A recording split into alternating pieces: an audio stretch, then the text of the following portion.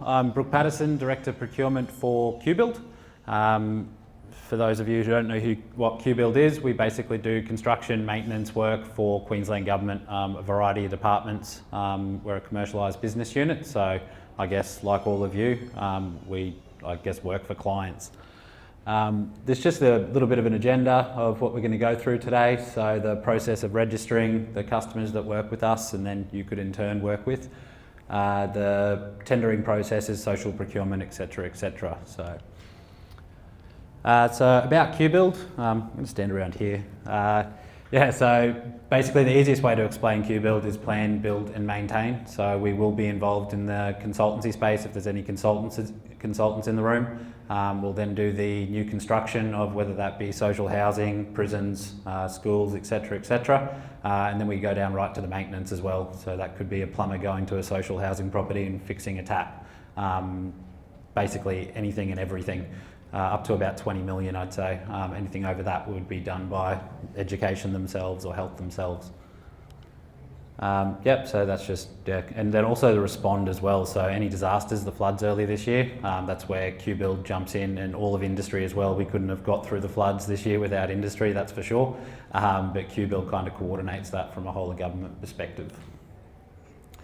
So as you can see, we've got offices all over the state. We've got handouts in the other room if someone here wants it. You can get your procurement contacts. I've just got Southeast Queensland here today because that's probably more so what you care about. But yeah, we're everywhere and we do work everywhere. So this is the registration. So the QR code there, it should work hopefully. Yell out if it doesn't, we'll fix it.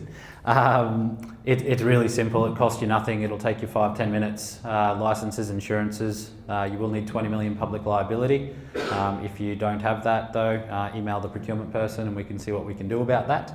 But yeah, it's simple, it won't cost you anything, but it's very worthwhile doing because when we get into the tendering section, anything under $250,000 you do need to be registered, otherwise you just won't see it with the way that we tender, but I'll explain that in a sec. So this is just kind of putting into perspective, I guess, the amount of assets that we're involved in maintaining and constructing. So you can see there, we've put the whole statewide split, thousands and thousands and thousands of assets, which means we need hundreds and thousands of contractors to do the work. This is just a breakup of the other clients outside of housing. So we've got the schools, police, fire and ambulance, correctional facilities. We basically are exclusively the ones that perform work for corrections. Education will do some stuff themselves, but they'll send other stuff to us. We do a little bit with health as well. And then we've got all the offices and depots. So the tendering methods. So IRIS tendering. So if you Google IRIS, you're not going to find it on the web. It's an internal system, but it's all based on email. So we try to make it as simple as possible. It's 100% price. So I know the gentleman before was talking that we look at price and non-price factors. That's true. But in the IRIS space, it's 100% price. You submit a price, maybe an offer schedule, tender breakup, whatever. Your license, insurance is done. That's as simple as it is. They're always select tender, so you know you're not competing against 100 people. It'll be 3 to 5 most likely. And they're the ones where you need to be registered, because once you're registered, you put into the IRIS system. It then does a random selection of who we want, whether we're looking for a Sparky, Chippy, whatever, and it does that on a rotational and local basis. So it will look for people within a 125 kilometre radius. QBuild e-tender, so that's anything above 250 from a construction space. Consultancy is basically everything. In that space, we will ask for non-price criteria. That could be quite basic, and it could just be a local benefits test, which is just how you're going to contribute to the local economy, or it could be methodology, capability, capacity, etc., etc. But then we've got state development that run those workshops, and QBuild Procurement can always help you as well if you've got any questions. So definitely grab one of those flyers before you go. And then we've got Q-tenders. So QBuild uses Q-tenders for an advertising and disclosure tool only. We put all our other projects on e-tender just because it's built for QBuild and the way that we procure. So PQC, I don't know if there's anyone in here that's wanting to do construction or consultancy projects at this value. It's any consultancy with a that's high risk or over $60,000, or any construction projects over $1 million. It's still a free registration. It will take you a little bit longer just because they ask for financial information as well to categorise you and give you your PQC level and what projects you can do. But definitely worthwhile if that's a space that you're wanting to be in. But yeah. So non-price criteria, I've seen the presentations today, so you've already, been talked to about this before, but yeah, we will use it. They're the type of things that we'll ask. It'll be about a 60 to 40 split generally most times, 60% on price, 40% on non-price. That can change, but if you want basically that's what it is most of the time. And it is very important to read those criteria and to respond to them, because that can be the deciding difference in a tender process. So standing offer arrangements. We have a number of standing offer arrangements. We're embarking in the new year on a whole bunch of further standing offer arrangements. These will be for goods, materials, consultancy services, potentially trade contractors. It'll be hourly rate based situation. If you get onto these standing offer arrangements, you could be on there for 3, 4, 5 years. So definitely get registered on Q tenders. That's where we'll advertise them. We'll also, if we have a significant standing offer arrangement, we'll do an industry briefing similar to what we're doing here today. We would make sure that all our registered contractors are invited to that. So another great reason to get registered with QBuild, just so that you're aware of these opportunities. All the responsive maintenance in our social housing and schools and whatnot, it goes through the standing offer arrangements in our maintenance response centre. So yeah, definitely worthwhile getting on if that's the space that you're in. Social procurement. So this is, we've talked to a couple of people today that are doing great job in the social and environmental space. They're the type of questions that you'll see when there's non-price criteria, or it could even be mandatory criterion. Just asking about whether you're, how you contribute with Indigenous employment, or if you're an Indigenous business or a social enterprise. Anything environmental is great as well. I don't think I have a slide on that, but it's super important. So you will see that every now and then. There is a whole of government target of 3% of addressable spend for every department with Indigenous businesses. So proudly I can say QBuild does in excess of 10%, which is great. But we're looking to go higher. So anything you can do in that space as well is great. One of the best things I think about working for government is the payment times. Small business, and you've registered on this as a small business under the small business payment policy, you will be paid in 20 days. Everyone else will be paid in 21 days if it's a construction contract, and any goods and services it's 30 days. Most likely it'll probably be quicker though, if I'm completely honest. But yeah, that's the maximum that you'll wait, which is, I think, great. One thing though, workplace health and safety is top priority. So I've never worked in the private sector and I can't talk to how they do things. It's probably great, potentially, but government takes it very, very seriously. So while the less than 250,000 projects, they are price only, but that it will be managed in accordance with the contract, and there will be a very high expectation on workplace health and safety. So it's just worth noting, but I don't think it's a bad thing. I think we all want to be safe and get home at the end of the day. So. But yeah, definitely worth noting, and we do have an induction that we have all contractors complete as well. Take you 20 minutes. It's nothing too much, but enough to spur, I guess, the conversation in your head. And this is just talking to some of the industry opportunities that we have, just so you can see the raft of projects that we do. So we've got the Quick Starts program. That's all the social housing unit complexes. Could be some duplexes and whatnot in there as well. We're moving through with the government employee housing program, so that's building a whole bunch of housing assets across the state, and rural and remote. Obviously we did the Cooler Cleaner schools not too long ago, so that's putting all the air conditioners in schools. There was a lot of schools that also had old air conditioners. Now we're moving through the repair and replace, and obviously if any new ones break, they'd fall into that program as well. We're heavily moving into modular construction, so we're currently going through the phase of creating some standardised you can in modular designs for Queensland Government. We'll be moving into there'll definitely be some construction opportunities next year, which is quite exciting. Literally thousands of planned maintenance projects tendered across the state each year, just in SEQ. I should have the numbers for you, but yeah, 3,000, 4,000, the various values up to 250 grand. and then all the standing offer arrangements as well, like I talked to before, that are coming up in the new year. And this is just further industry opportunities, so you can just, like I said, just see the breadth of what it is that we do, all around SEQ, even on Strati over there, and it can be, look, pathway and breakout areas to a new arts centre. It's quite huge what QBuild gets involved in from a Logan City Council perspective. Just in the past 12 months, we've engaged over 600 local contractors for $120 million plus, which is great, and that's what we do across the state, not just in Logan. So, just further, so you can see we get into mulls, which is landscape maintenance as well, vacant land slashing, etc., etc. So, plenty of opportunities in SEQ. These are your procurement contacts. You can take a photo of that if you want. Otherwise, you can grab that piece of paper that's on our table. I've got a number of staff here with me today. We're more than happy to take any questions that you've got. Might even go next door for a beer afterwards, so you can come join me over there. And that's me. And sorry, I'll introduce Mr. Simon Spooner from Education. Thanks, everyone. Good morning, thank you. Thank you very much for that, Brooke. Okay, so the purpose of today's briefing is really just to provide an overview of the types of infrastructure work that the department delivers, it requires, and examples of some of the programs that are currently active and are due to be rolled out in the coming future.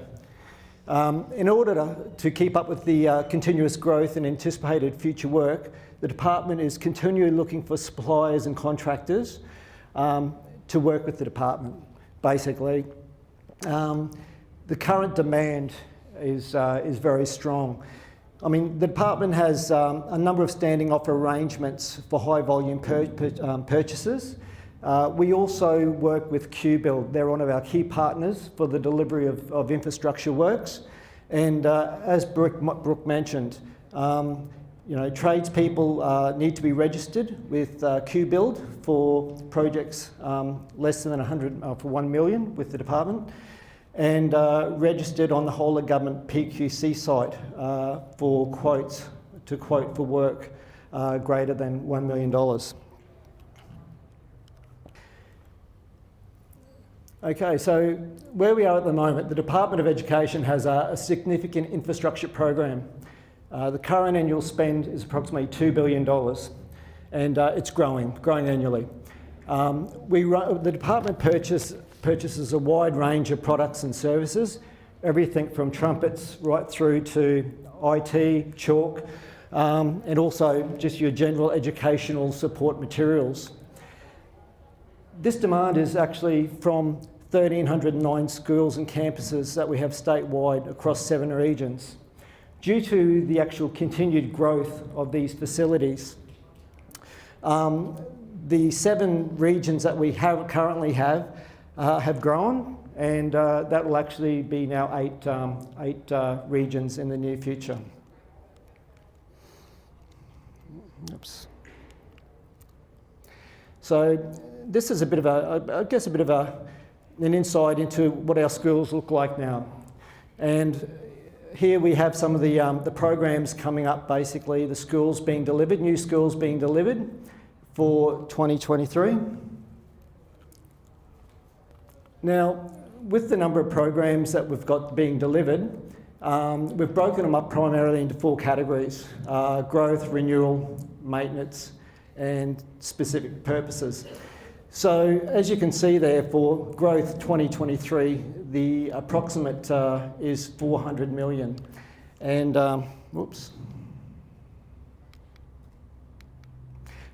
And that will include programs for growth that we've seen in administration, amenities, and also learning spaces. For renewals, which is a continual program, obviously, 260 million. And these may include everything from administration and learning facilities, car park renewals. Electrical safety is a very strong project that we're looking through. electrical upgrades, security upgrades, and water and sewage. Maintenance is ongoing, obviously, with air conditioning, fire, service maintenance, swimming pools. So anything basically where there's infrastructure requires maintenance. And your special purposes, well, once again, they're just special programs that we have for meeting air conditioning demands, where there's priority, early childhood and community. Halls, we actually build a large number of halls, and also with sports courts, outdoor sporting areas. There's certainly a big push on those with big structures. So that's an area which is really growing, and there is significant demand on those. And once again, these are the areas where we're really seeking suppliers that can actually assist in meeting these demands. Now, we did have some procurement tips here, submission tips, although I do believe that the presentation provided by Michael Lee really was quite detailed and covered a lot of fantastic points and provided a lot of good advice. Likewise, a lot of the elements that we'd cover off, Brooke has covered off already as well. But I guess with that in mind, the key things that we are looking with our submissions with the department is, I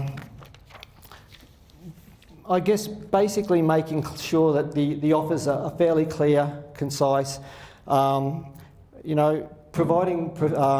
just provide what's relevant to the offer. It's not about quantity, it's about quality relating to what the scope is and what's being tendered for. The experience, when you're displaying experience, what we're wanting to see is directly comparable experience. So your team, as it indicates there, the team should have comparable experience, and we're not looking for just corporate experience. That alone won't suffice. The layout of the submissions as well. We want fairly clear, professional submissions.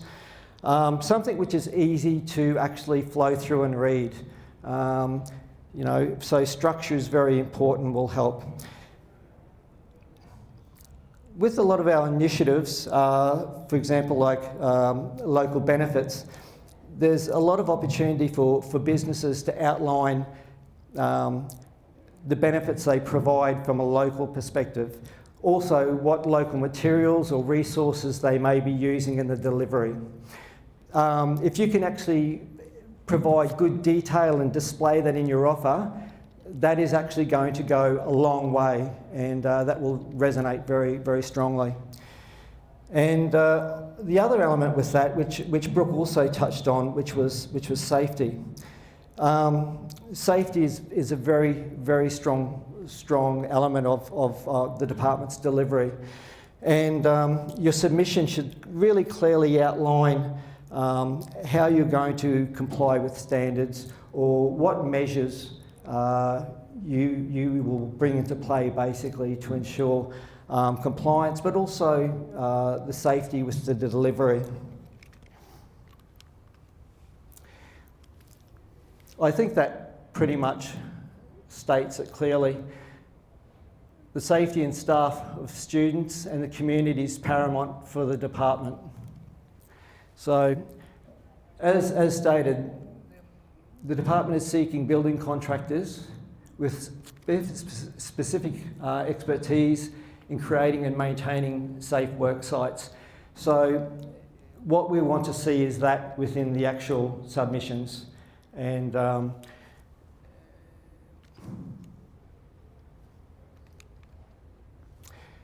now, further to our programs, we also have our Building Future School programs.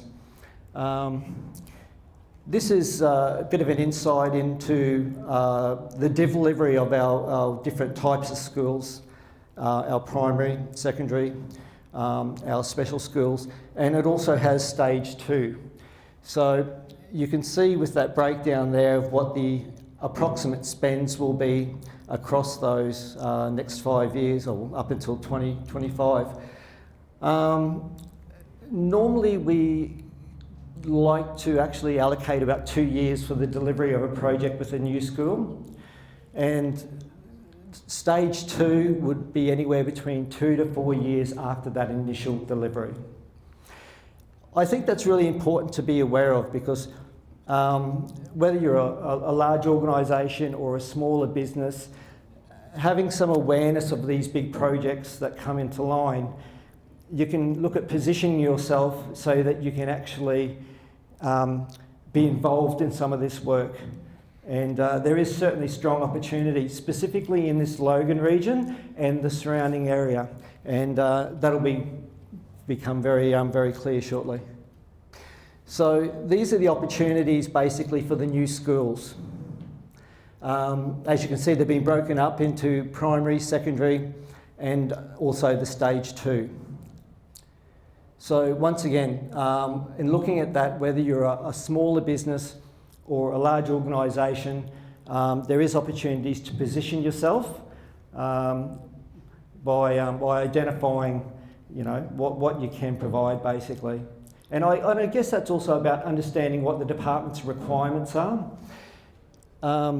As I stated before, we do partner with QBuild very strongly, and it's really important for these sorts of programs.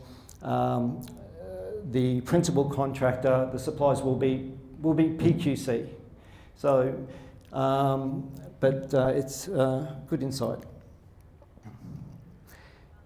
Now, it's good to have all this information, but you also need to know how to become aware of these opportunities.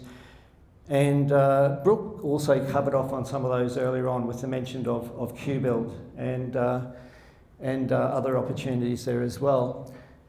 But to be aware of upcoming programs and news, which is probably a good starting point, the Government for Gov site is a good starting platform. Queensland contract directories, for those who may not be aware, is just a directory of all the Queensland government arrangements. With that, you can see all the different suppliers under the arrangement. So that may also be an opportunity to see where you could fit within those. And also with Q tenders, maintain registration with Q tenders to be aware of the opportunities when they come about. And that's it. Thank you.